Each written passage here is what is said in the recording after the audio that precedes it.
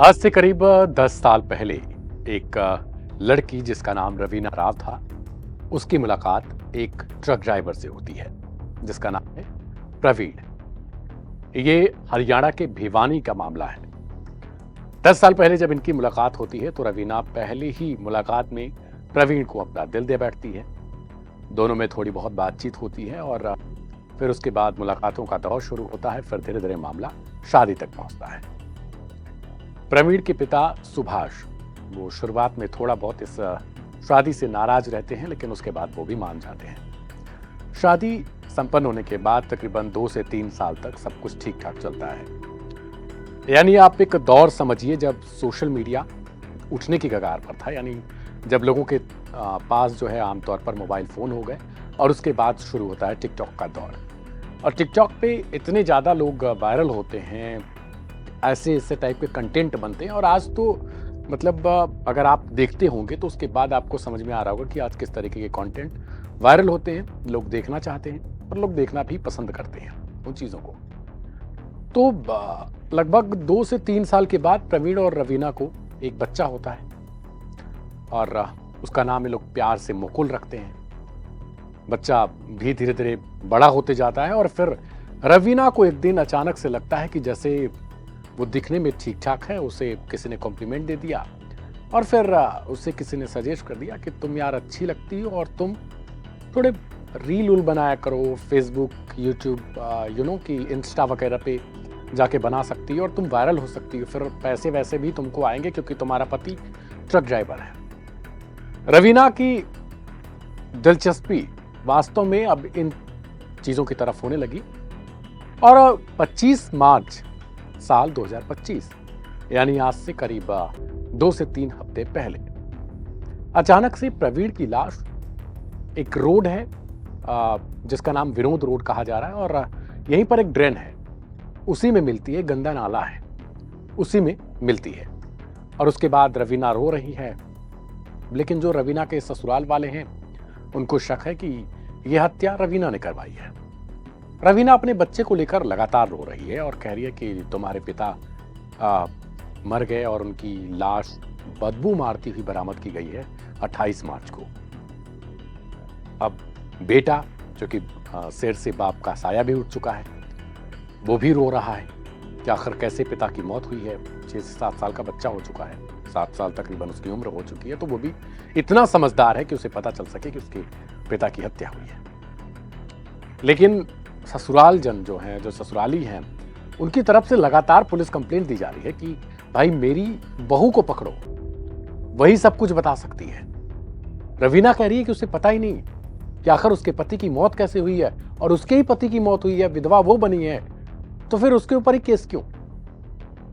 और जब पूरा मामला खुलता है एक सीसीटीवी से तो समझ में आता है कि रवीना और उसके साथ एक शख्स जो बाइक पर बैठे हुए हैं और बीच में प्रवीण है। और जब ये बाइक से लौटते हैं तो उस वक्त प्रवीण दिखाई नहीं देता। नमस्कार, मेरा नाम है दिव्यांशु और क्राइम कथा का एक नया एपिसोड आज है। और ये एपिसोड मेरी आप सबसे गुजारिश है कि इसको अंत तक जरूर देखिएगा, क्योंकि इसमें हर वो एक पल है जो आज की दुनिया में आपको समझना जरूरी है। अगर आप एक लड़की हैं, यानी आप एक लेडी हैं, औरत हैं, माँ हैं, जो भी हैं, आपके लिए, अगर आप एक पुरुष वर्ग से भी ताल्लुक रखते हैं तो आपके लिए भी बहुत जरूरी है।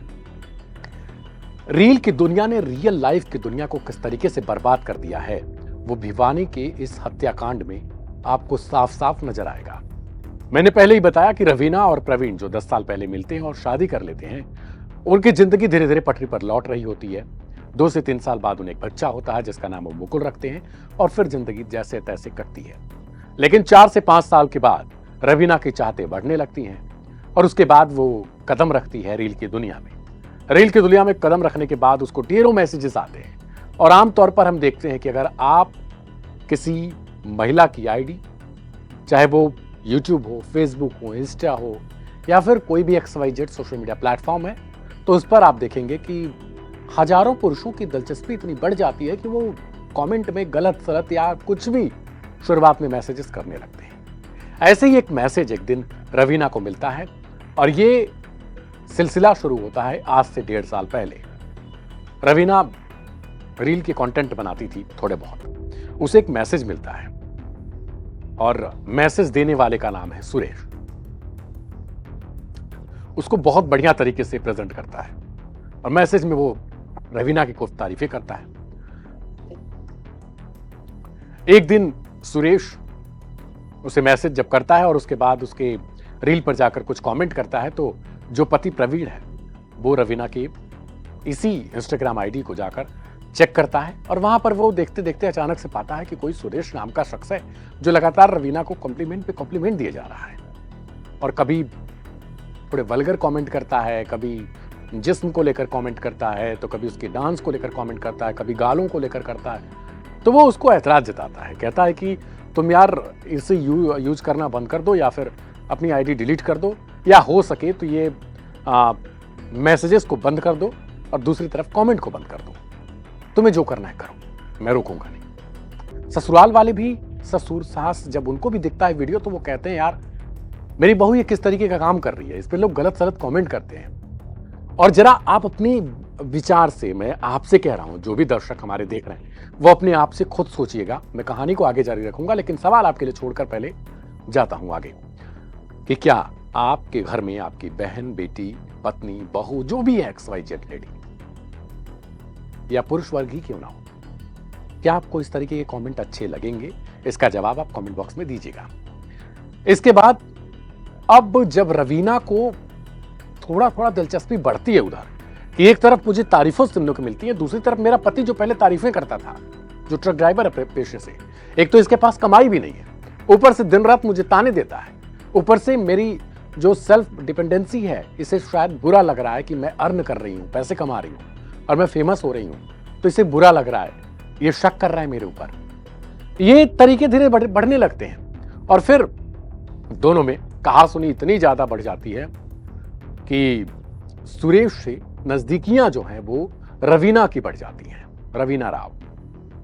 और फिर सुरेश ने इसको बताया कि तुम एक हीरोइन बनने के काबिल हो, हरियाणा में शॉर्ट्स फिल्म हम बनाएंगे और ये खूब चलेगा। शॉर्ट्स फिल्म के नाम पर सुरेश मिलना जुलना स्टार्ट करता है और छोटे छोटे क्लिप्स बनाता है, डांस करता है और थोड़े वीडियो वायरल भी होते हैं। रवीना को कपड़े भी बोलता है थोड़े शॉर्ट्स टाइप के पहनो, थोड़े खोले टाइप के पहनो, थोड़े अंग दिख सकें जिसमें, तो लोग तुम्हें पसंद करेंगे। इसी चीज़ों से रवीना को इतना ज़्यादा वो मोह लेता है कि रवीना आप समझ नहीं पाती कि आखिर गलत क्या है और सही क्या है। दूसरी तरफ अगर आपकी ज़िंदगी में भी ऐसा कुछ चलता है तो शायद आपको उस वक्त यही बेटर लगेगा जो आपकी तारीफें करता है, और वास्तव में जो आपसे ज़्यादा प्यार करता होगा वो आपको कड़वी बातें बोल सकता है क्योंकि उसे प्रेम है आपसे। वो आपकी शरीर से नहीं प्रेम करता होगा, वो आपसे प्रेम करता होगा। शायद इस वजह से प्रवीण को भी ऐसा लगता था कि उसकी पत्नी है और उसकी पत्नी के बदन के बारे में, उसके जिस्म के बारे में सिर्फ और सिर्फ अधिकार किसी को है तो वो प्रवीण को है कि वो कुछ बोल सके या ना बोल सके। लेकिन बाहरी अगर कोई बोलेगा तो शायद किसी पति को भी अच्छा ना लगे। लेकिन प्रवीण चुप रहता था क्योंकि हो सकता है उसके ऊपर आरोप लग जाए कि यह शक्की है, शक्की टाइप का है। कहानी आगे बढ़ती है। सुरेश अब धीरे धीरे रात में भी रुकने लगा। शॉर्ट्स और रील बनाने के नाम पर ट्रक ड्राइवर है चूंकि पति प्रवीण, तो वो ज्यादातर जो है वो बाहर ही रहता था। अब धीरे धीरे रवीना अपने बच्चे से भी अलग होने लगी, हल्का फुल्का। प्रवीण से ढेर सारी लड़ाई होने लगी, फोन पर भी होने लगी। प्रवीण जब घर आता तब भी लड़ाई होती और दूसरी तरफ सुरेश उसे और बढ़ावा दे रहा था। 25 मार्च की रात, यही वो ऐसी रात थी जिस दिन प्रवीण का अंतिम दिन बना। दरअसल बेड पर पहले प्रवीण और रवीना की लड़ाई होती है। प्रवीण हाल ही में घर लौटा था। इसके बाद प्रवीण बाहर चला जाता है और उतने में ही आता है सुरेश और फिर इन दोनों के बीच संबंध बनते हैं। आपत्तिजनक स्थिति में दोनों बेड पर पड़े हुए हैं। अचानक से एंट्री हो जाती है प्रवीण की, यानी पति की। अब चूंकि जो महिला का मित्र है, बॉयफ्रेंड है आप कह लीजिए, वो और रवीना दोनों आपत्तिजनक स्थिति में हैं, बेड पर पड़े हुए हैं और प्रवीण ये देखते ही अपना आपा खो बैठता है। किसी के साथ भी ऐसा हो सकता है। और उसके बाद वो रवीना पर हाथ उठाने की कोशिश करता है उसे गाली गलौज करता है और उस युवक के साथ भी करता है जो शॉर्ट्स फिल्म में रवीना के साथ बनाता था।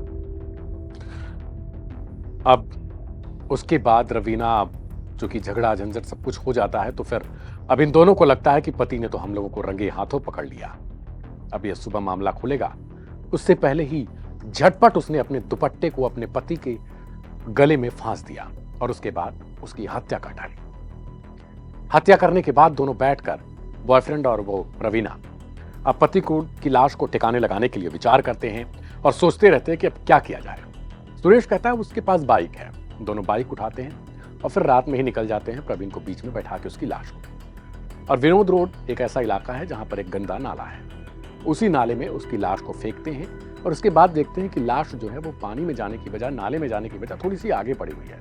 उसके बाद डंडे से उसकी लाश को पीछे धकेला जाता है और फिर ये सब वहां पड़े हुए कूड़े करकट को उठाकर उसकी लाश पर डाल देते हैं। अब चूंकि वो कूड़ा करकट उस पर पड़ गया तो इसके कारण कोई ध्यान नहीं दे पाता, लेकिन कुत्ते 2-3 दिन पहले ही, यानी 25 को जब ये लाश फेंकी गई, उसके बाद कुछ कुत्ते जाते हैं वहां पर, भौंकते हैं और उन्हें, आप देखिए जो पशु होते हैं उनको पता चल जाता है कि आखिर स्मेल आ रही है, कैसी क्या आ रही है, तो उनको पता चल जाता है। तो कुत्ते वहां पर जाते हैं और उस कूड़े करकट को इधर उधर फैला रहे होते हैं।